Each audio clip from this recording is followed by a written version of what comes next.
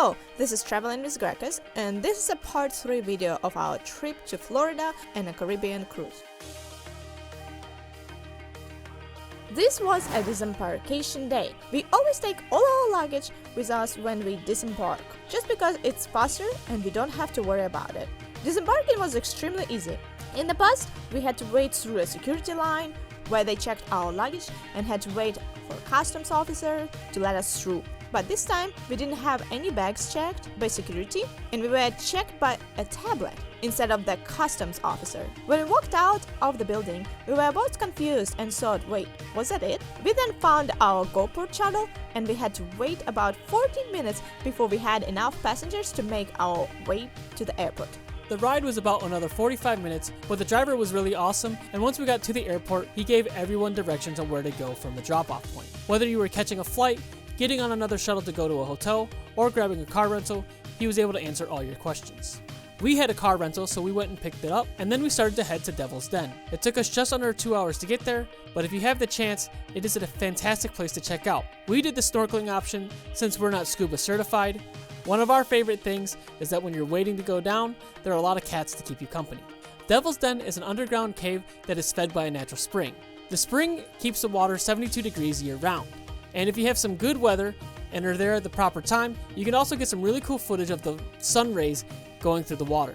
I wanted to fly my drone here as well, but unfortunately, they don't allow it here for safety reasons because they don't want your drone falling on a snorkeler in the cave. Once we were down here, we headed right next door to Cedar Lake's Woods and Gardens. This was an awesome little find. They have a trail that you can explore with lots of wildlife. And they may have changed this policy, but while we were there, they did not mind us flying our drone.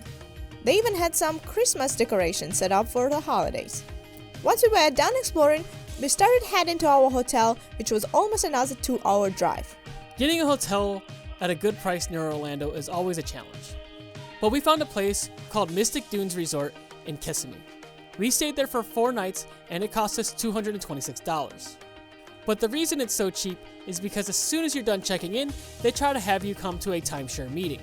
Now you don't have to go to this meeting, but they will try everything they can to get you to go. We are fairly good at denying things like this, but it was made much easier because we had 0 openings in our schedule since we had something to do every day. The rooms themselves were very nice and clean, and it even had a full kitchen, and with Walmart being just down the street, we were able to save some money on breakfast and late night food. However, the walls are extremely thin here. The first 3 nights we had no issues, but the last night we had a family stay right next door to us, and we could hear everything. So if you're going to stay here, you're going to want to bring some earplugs or play white noise on your phone so you can get a good night's sleep. After we checked in, we wanted to check out the pool.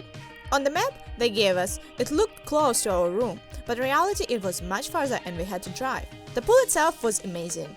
It was heated. Even being in Florida, it was still pretty chilly, so it was very needed at that time. This pool was warm and had an awesome waterfall and even water slide, but it was closed off while we were there. This was our first Disney day, and we started at Hollywood Studios. It has changed a lot since my last time being here. Disney keeps changing their policies frequently, so check out their website and other more frequent Disney channels to get the most up-to-date information. But when we went, and as of the making this video, you need both tickets and a reservation to go into the park you choose. We started our day with checking out the Frozen show.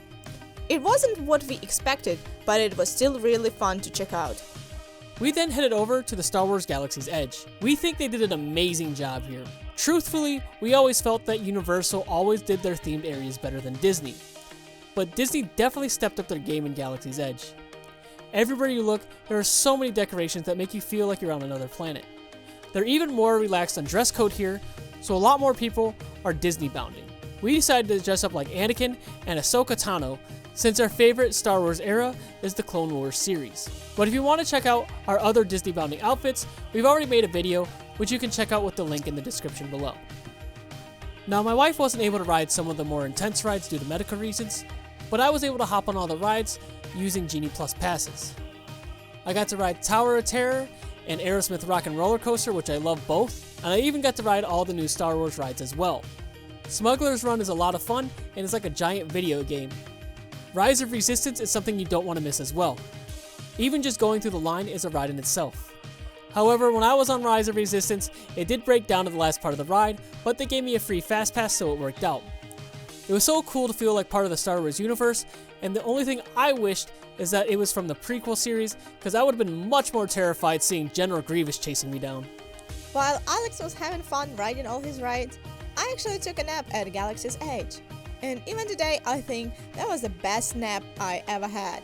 I loved snoozing while listening to all the sounds of woods, nature, Star Wars creatures. It definitely gave me some cool dreams in a fairy tale. It was just overall awesome experience. We ended our night with striking down the Wookiee Cookie before heading back to the hotel. That's it for this video. Make sure you like and subscribe to stay tuned for more.